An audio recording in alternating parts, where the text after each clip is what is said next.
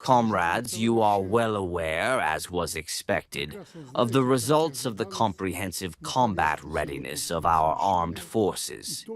I plan to hold this meeting in an absolutely frank way. All interested and non-interested parties, members of the Security Council, are invited. We are not hiding anything. This was a planned check, but for the first time in the history of independent Belarus, it was so large-scale. And here, the most important thing, especially for the head of our general staff, who has not yet understood whether this check was carried out in wartime or in peacetime. Pavel knows what I am talking about. So I will answer his question and focus on it. Pay attention to this. I do not have any extra money to spend on these checks in peacetime. We are preparing for war. We have created our armed forces for this purpose. We will support them for this purpose. The people are spending money and pennies to support us for this purpose. Therefore, the task, and I think the Secretary of State will say more about this, was set by himself. How will the units that will be brought to full combat readiness by the President act in wartime conditions? There can be no peacetime, Pavel. We are preparing for war. And this audience, not only these people, must understand that we are absolutely against war. Especially our officers, our soldiers, our armed forces, because we know what war is. We do not want war, but this is what the army is designed for. If suddenly someone decides to talk to us and looks at us through their scopes, we will respond. This is what we are preparing for.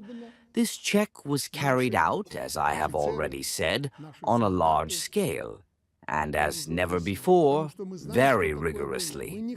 It was covered by mass media. I will say right away that it was covered in a way that most of you would like to see, because all the filth that exists in our army, and there is plenty of it, we would not like to show it to our potential enemies, first and foremost. We do not want to be enemies. Therefore, today we will speak frankly. And I urge you to do so, and I insist on this.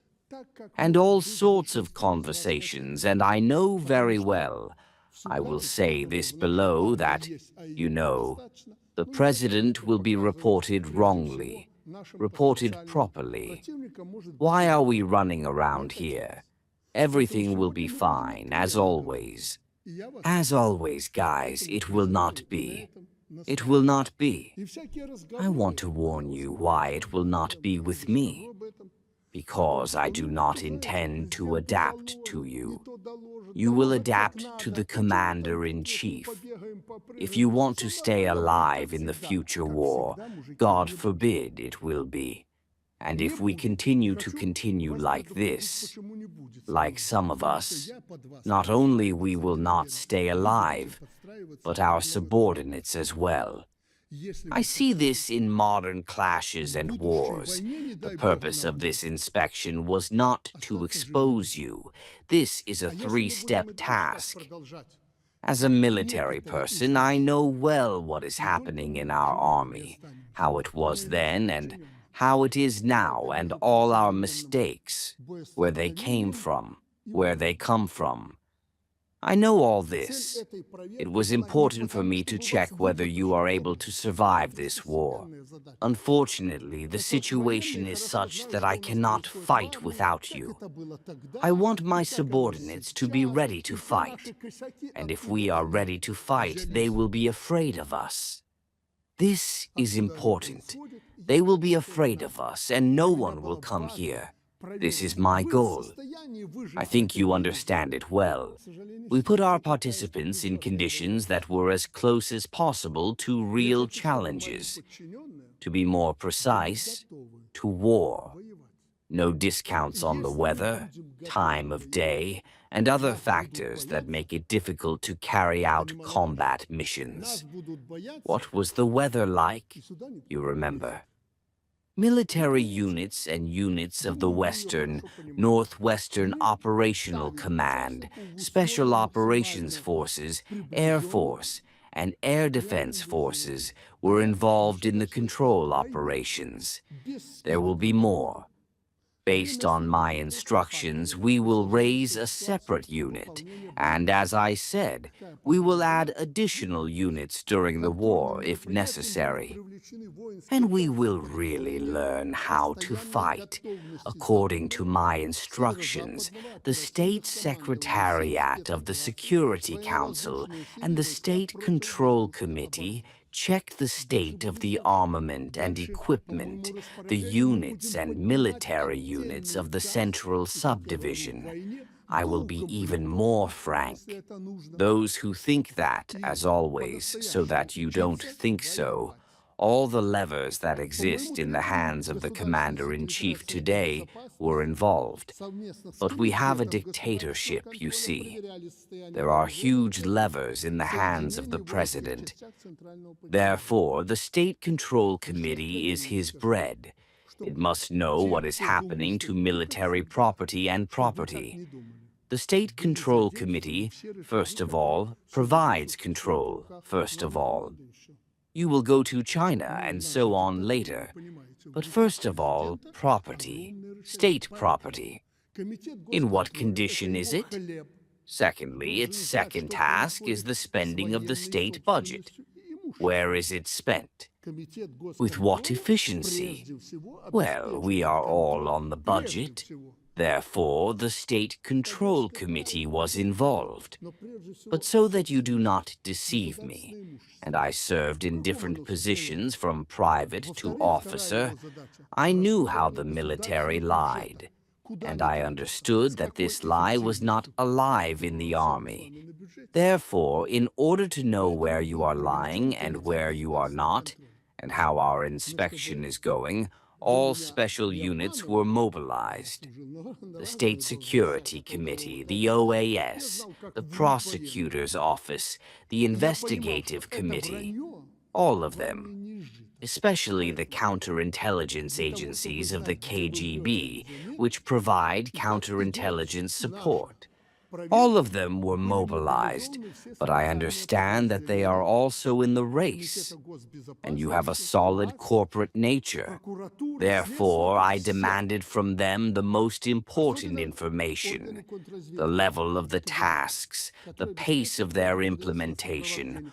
All this is due to the seriousness of the geopolitical situation, the aggravating events and threats that are formed in close proximity to our borders, and not only to our borders. I am an informed person. You know that we are negotiating with the Americans, and the experience of my life and work, including the service in the army, allows me to draw the appropriate conclusions from the smiles, hugs, kisses, and so on with the Americans, up to the Korean People's Democratic Republic. I'm not talking about China and Russia anymore. I have a relationship with the leadership, and not only with the leadership. The armed forces are ready to react instantly to any aggressive move towards the enemy. And the security of our borders is an unalternative guarantee of the peace and security of the state.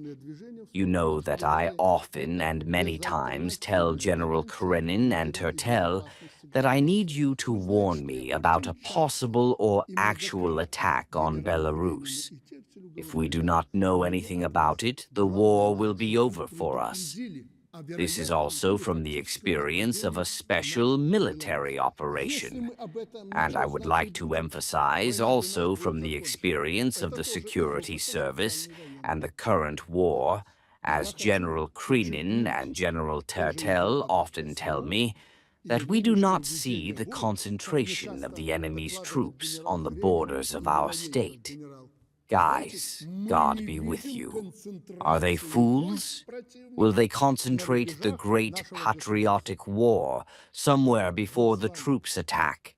The situation has changed.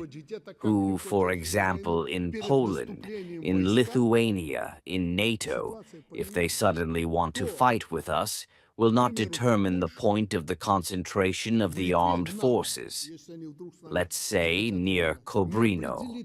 They will show the point on the map and will come to us in battalion tactical groups, in small groups, as we see today in Ukraine.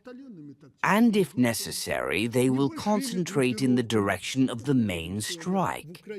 This is impossible, and Viktor Gennadievich is waiting for them to concentrate somewhere near Warsaw and move to us in columns. It is possible, but I would not have accepted such a report before the start of the operation from the General Staff. The situation has changed. They are not fools. They know what they want from us, and they know what we will pay attention to. In a modern war, everything is important, dear officers. Preparation for the officers, training there in Alma Mater and in Russia, the level of military knowledge, the weapons they have been entrusted with, the physical training of the personnel, the SSU from Wagner again. They warned me. Unfortunately, there are no such people. They warned me directly. They said, look at the physical training. I said, did you come to tell me this? Prigozhin, Dima, Utkin, and others. They said, we saw it during the war.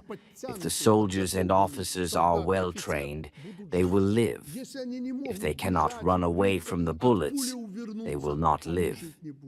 And then I asked our military men to call these instructors to train our servicemen. And first of all, Karpenkov responded to this. He dragged these people and said, they will tell you, they will show you. And they showed, they learned, and the servicemen learned, but everyone was buzzing, rumbling, saying, what are they showing us here? We do not know this.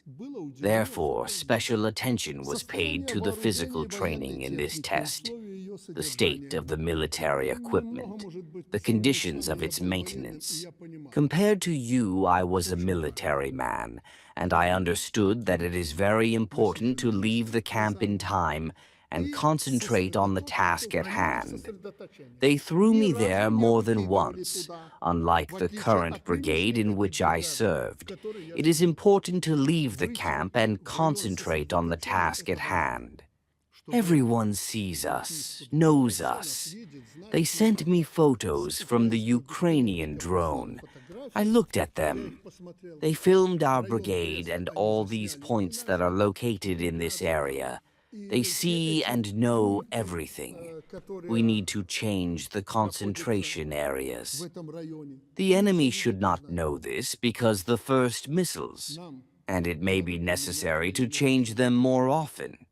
And in a threatening period, it is definitely necessary to change the concentration areas. What does it mean to change the concentration areas? I told this to the young officer. My company was thrown out. There was a concentration area in winter. It is a more or less prepared area because we knew that it was our area. But the enemy will know this. The concentration area is something that needs to be explored. You need to get used to it. You need to equip it. You need to put a tent somewhere. We knew all this. We knew your mobility. You were thrown out of the concentration area. You quickly created a place for life there and are ready to fight. We paid special attention. But I would like to ask you about the main thing. What will we mean if we have a machine gun, a grenade launcher, a pistol, a machine gun, and a personal weapon? What will you fight with? But the modern war involves not only machine guns and grenade launchers, but also pistols. This is your equipment. Your tanks, your IFVs, your ASA, other PZRK. I'm not talking about the Apollonies. This is all your equipment. This was the main thing for me. As a military man, I warned you from there. Keep in mind that you will be held responsible for the condition of the equipment. I am not talking about the military personnel. I warned you, guys. This does not apply to me. I want you to keep this in mind. I did not allow any interference with my subordinates. This is the essence of my dictatorship. Is it bad or good for you to be judged? There will be presidential elections. Make up your mind, but I will not allow you to lie. This is not only your life. Our life is the life of our children and grandchildren, who will be fighting under our command. In general, everything will be important in the war. It will be the training of officers, the level of knowledge of the military personnel, weapons, physical training, and the state of the military equipment. This is the basis of survival and victory in battle. The responsibility for the country, for our peaceful and friendly people, is the greatest for each of you. As I have already said, my opinion has been formed during these events and according to their results. Today, our task is to look at them objectively, to determine the strategy for dealing with all the flaws that have been identified, and to discuss the situation as a whole. The situation is changing rapidly. Do you see what is happening? We are at the brink of a war, and we must respond to the situation in a mobile and adequate way, which affects the issue of ensuring national security. Therefore, I urge you once again to have an open conversation. How many thousands do we have under our gun today? 70,000. 70,000. In total, we have 100,000. Well, Karpenkov and Kubrakov's troops, as well as small committees of state security and so on, have 100,000, 500,000, taking into account the additional call for action in the event of a war. I ask you to teach people how to fight if I continue to work and serve with you. I want you to learn what you are not able to do and to teach your subordinates so that they can survive in the event of a war. To live so joyfully and well as we do now compared to others. I am no longer talking about Ukraine, Iran, South Yemen, and so on. I am talking about the world as a whole. This is not always possible. But it can always be possible if we are strong, and we must be strong. The Prime Minister and the Chairman of the National Bank must be rebuilt in the most serious way, because we can ask them questions. We can ask them questions, but there were some rare cases when the commanders said, "Let the President know that our equipment is not ready. That something went wrong there, that something is wrong there, that we must constantly update the equipment." This is true. We must update it. And when I was in Korea, you know, people do not live richly, but how do they work? How do they work? When I talk to someone, I say, "Listen, do you understand that this is expensive?" Of course, they say, "I understand." But they say, "I have no other choice. We must defend the land." Therefore, we must think about how to allocate the necessary funds for especially new weapons that are necessary for us. I was convinced of this when we were discussing the issue with the security service of Ukraine, when I was offered billions of dollars to buy planes, helicopters, and so on.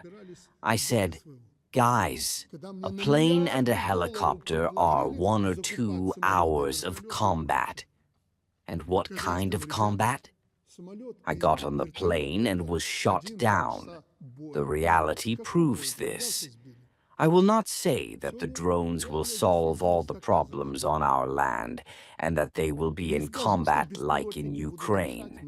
No, we have a different situation. But the fact that drones are a clear threat to us is a fact.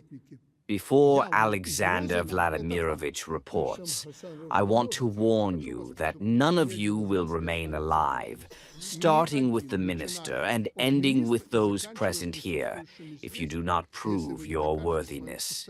We will consider this our first meeting in combat, and then we will start beating each of you up piece by piece. War. You will hear this from me. The war has begun. This is the situation in which you must act, and not just in peacetime or wartime. I want you to know how to fight, because our Belarusian army is talked about everywhere. This is an army. It is one of the leading armies in the world. I want us to comply with this. Most importantly, I want you not to give up on the first day of the war. This is why everything is important. How to act. You were taught this.